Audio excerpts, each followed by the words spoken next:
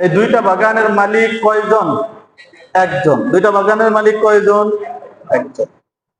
স্বাভাবিক একটা নিয়ম হলো, কোন ব্যক্তি যখন বিপুল সম্পদের মালিক হয় তখন তার মধ্য থেকে একটা জিনিস চলে যায়, আরেকটা জিনিস বসে যায়।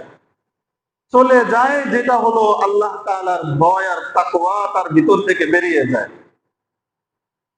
সম্পদের কারণে আল্লাহর ভয় তার ভিতর থেকে বেরিয়ে যায়। আল্লাহর ভয় চলে যাওয়ার কারণে ইবাদত করতে মন চায় না। সম্পদের গরমের কারণে আল্লাহ তাআলার স্মরণ তার ভিতরে থাকে না। দরিদ্র লোকদেরকে অবহেলা করা শুরু করে। তার কাছে চাইতে গেলে বিভিন্ন ধরনের কটু কথা, মন্দ কথা বলে দেয়। আর যেই জিনিসটা তার ভিতরে এসে বসে সেটার নাম হলো অহংকার। সম্পদের কারণে আল্লাহর ভয় চলে যায় আর অহংকার এসে যায়, অহংকার চলে আসে। তাদের পরিস্থিতি এমনই হয়েছে।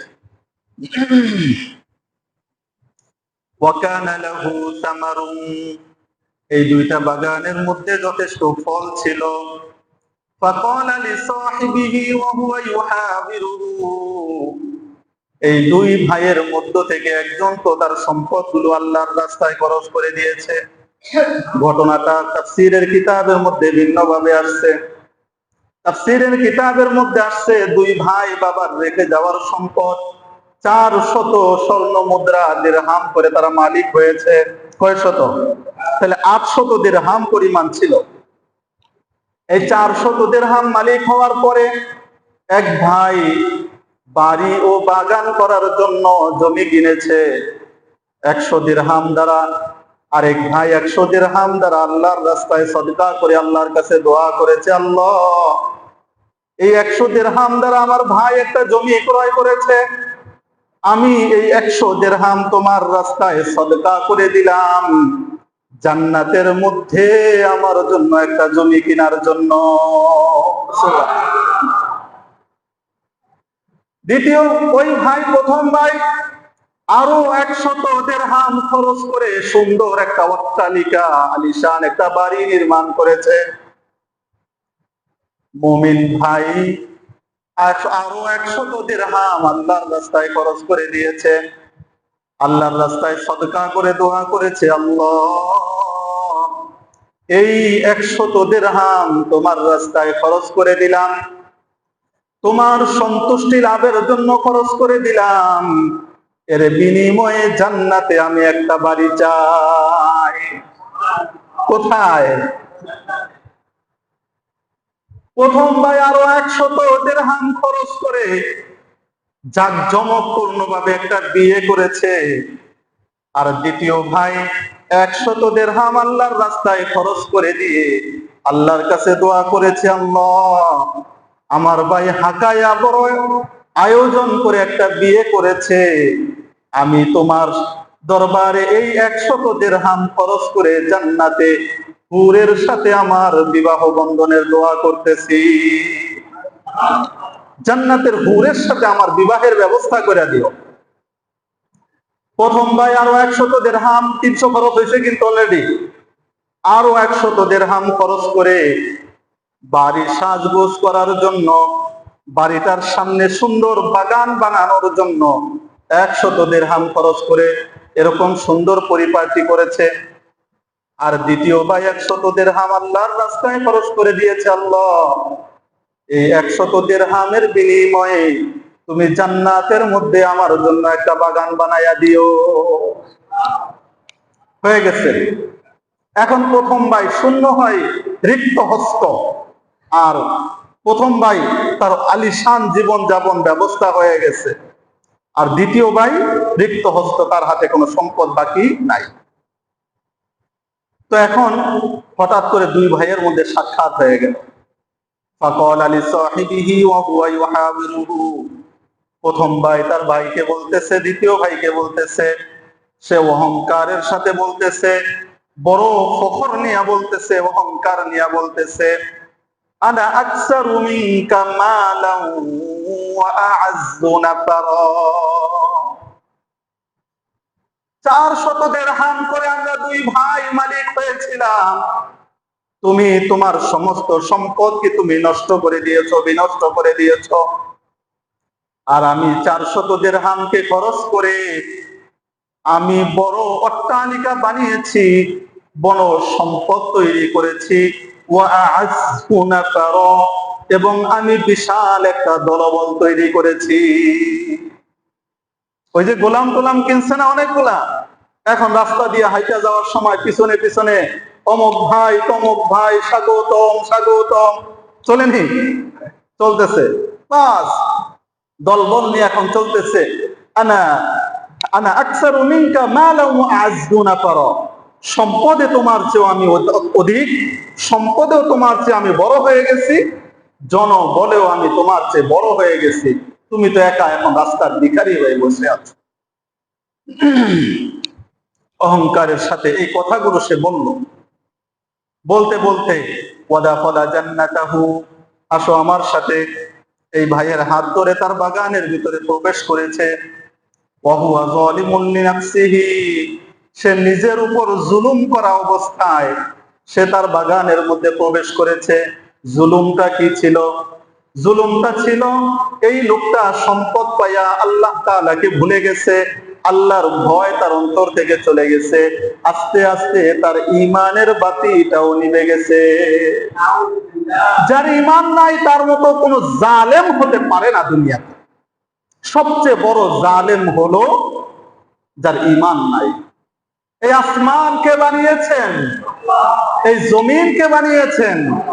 এই জমিনকে স্থির রাখার জন্য বড় বড় পর্বত সৃষ্টি করেছেন কে? এই সুন্দর নির্মল বায়ু কে জারি রেখেছেন? তাহলে সেই আল্লাহর আবহাওয়া, সেই আল্লাহর সূর্যের তাপ, সেই আল্লাহর চাঁদের স্নিগ্ধতা, সেই আল্লাহর সুন্দর বিছানো জমিনের উপর তুমি চলবে আর ওই আল্লাহর আইনকে তুমি মেনে নিবে না, ওই আল্লাহর উপর তুমি ঈমান আনবে না, আল্লাহকে বিশ্বাস করবে না, তোমার মতো জালেম দুনিয়াতে আর কেউ হতে পারে না।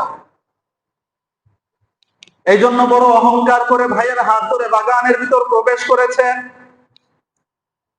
وهو ظالم لنفسه قال ما أظن أن تبيد هذه أبدا।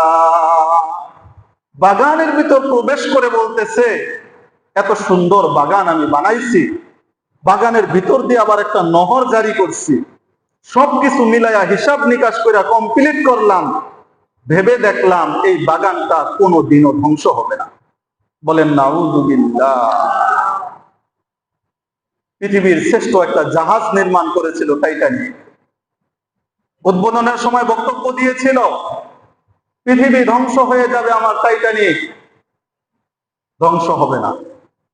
প্রথম সফরে শেষ, একটা বরফের সাথে ধাক্কা লেগে। যে বরফ ভাঙার জন্য কি লোহা ব্যবহার করা লাগে? সাধারণ গাছের মুগুর দিয়ে কি করে ফেলায়, বরফকে ভেঙে ফেলে। কিন্তু এত বিশাল জাহাজ বরফের সাথে ধাক্কা লেগে শেষ হয়ে গেছে। এই ভাই অহংকারের সাথে বলল, মা যুন্নু আন তাবিদা হাদিহি আবাদা, আমি কখনো এই কথা চিন্তা করি না, কল্পনা করতে পারি না যে আমার এই বাগানটা, আমি চিন্তা করি, কল্পনা করি, মনে করি যে আমার এই বাগানটা হবে চিরস্থায়ী। বাগানটা কি হবে? চিরস্থায়ী হবে। কখনোই আযুন্ন আন তাবিদা হাদিহি আবাদা, এই বাগানটা কখনোই ধ্বংস হবে না, বাগানটা কখনো নিঃশেষ হবে না, এই বাগানটা হবে চিরস্থায়ী। এটা আমার বিশ্বাস, এটা আমার চিন্তা। কারণ বাগান শেষ হয়ে যাওয়ার জন্য পানি শূন্যতা লাগে, আমার বাগানের ভিতর দিয়ে নদী প্রবাহিত হয়েছে। বাগান মরবে কেন? মরার কোনো সুযোগ আছে? আবার এত সুন্দরভাবে বানাইছি, বন্য প্রাণী আইসা এটাকে বিনষ্ট করে দিবে, সম্ভব না। বাহিরে দিয়ে আবার খেজুরের বাগান আছে, এই খেজুরের গাছ ভেদ করে কিন্তু বন্য প্রাণী, হাতি ঢুকতে পারবে না। অতএব বন্য প্রাণী ঢুকে নষ্ট করতে পারবে না। পানি শূন্যতার কারণে বাগান গাছগুলা শুকায় মারা যাবে না। আমার বাগানটা চিরস্থায়ী হবে, কখনোই আমার বাগানটা ধ্বংস হবে না। আরো এক ধাপ আগে গেছে। অহংকারের চরম সীমায় পৌঁছে গেছে। ওয়ামা আযুন্নু আস-সাআতা কাইমা, আমি আরো চিন্তা করি কিয়ামত কখনো সংগঠিত হবে না। নাউযুবিল্লাহ।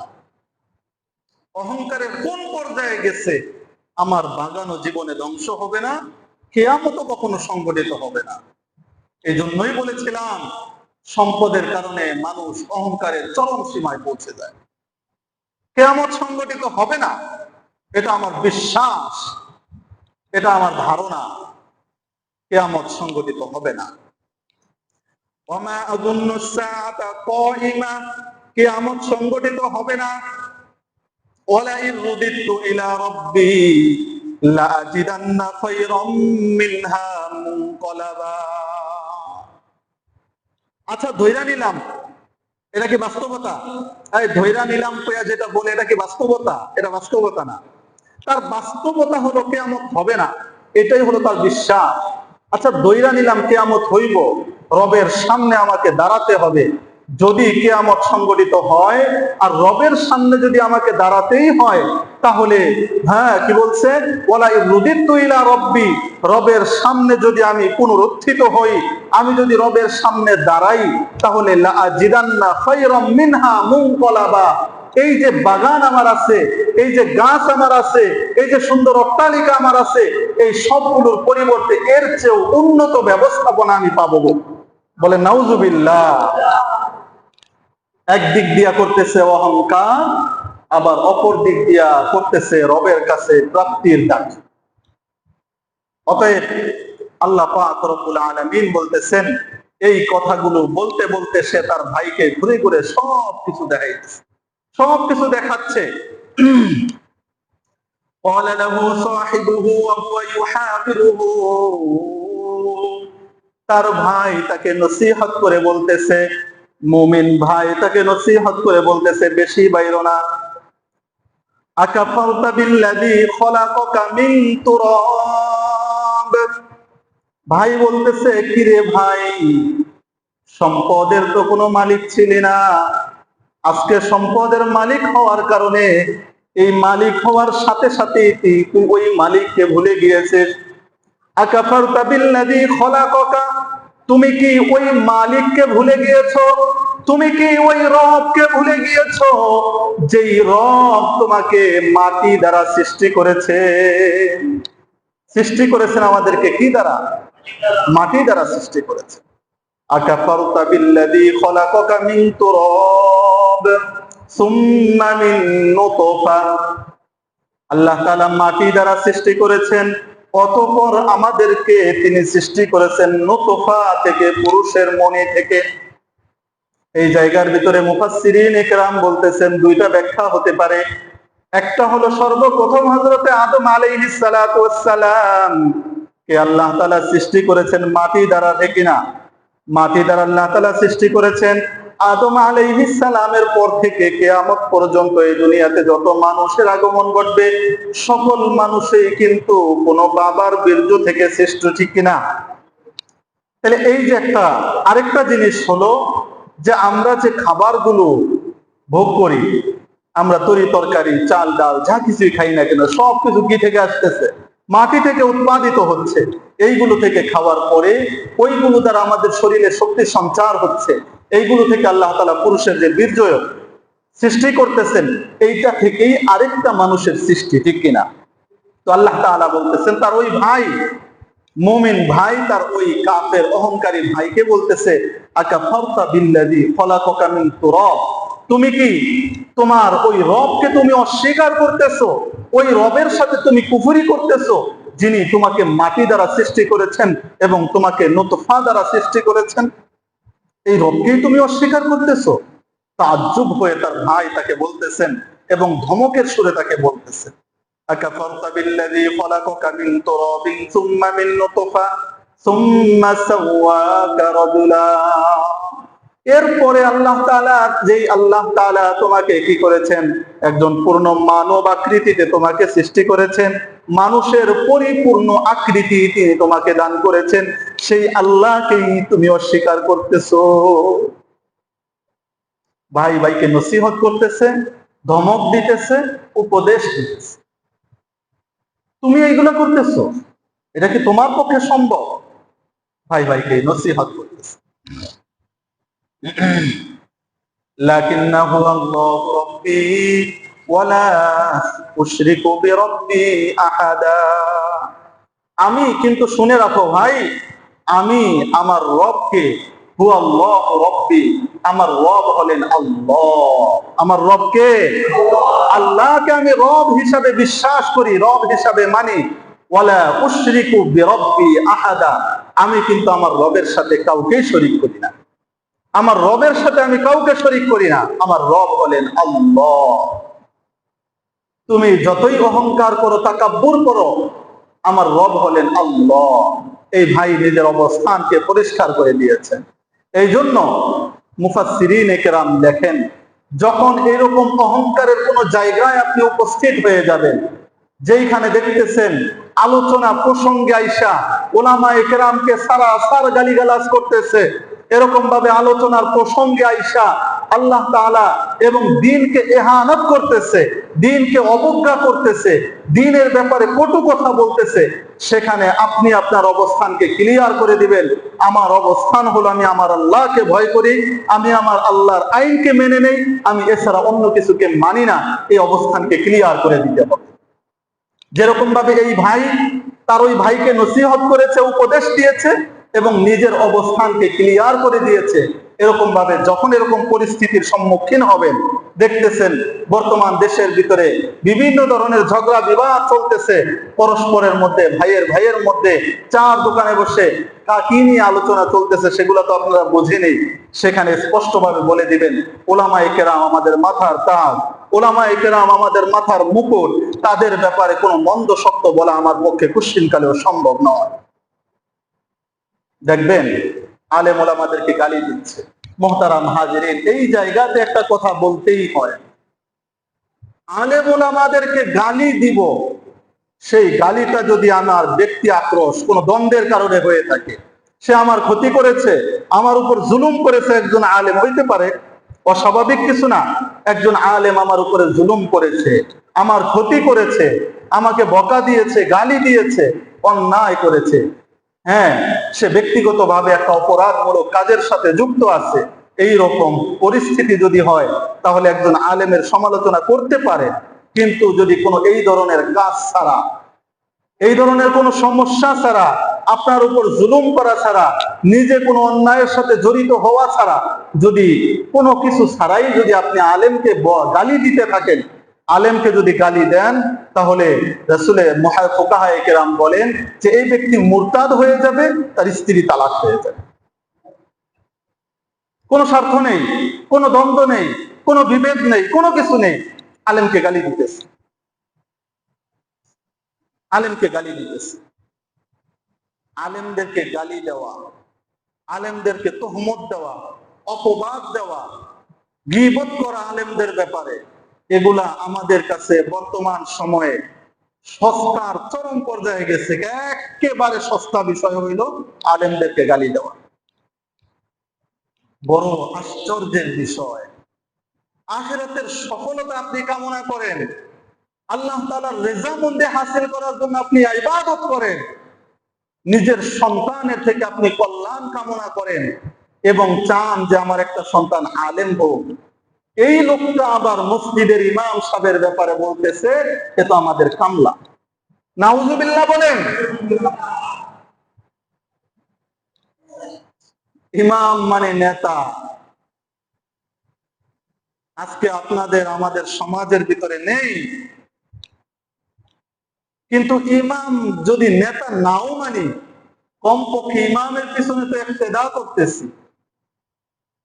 এই কথা বলার সুযোগটা কিভাবে আমার মস্তিষ্কের মধ্যে আসতে পারে? আলেম তো হইল, ইমাম সাহেব তো হইল আমাকে কামলা। আল্লাহ তাআলা আমাদেরকে হেফাজত করেন। এই নিজের অবস্থানকে ক্লিয়ার করে দিয়েছেন।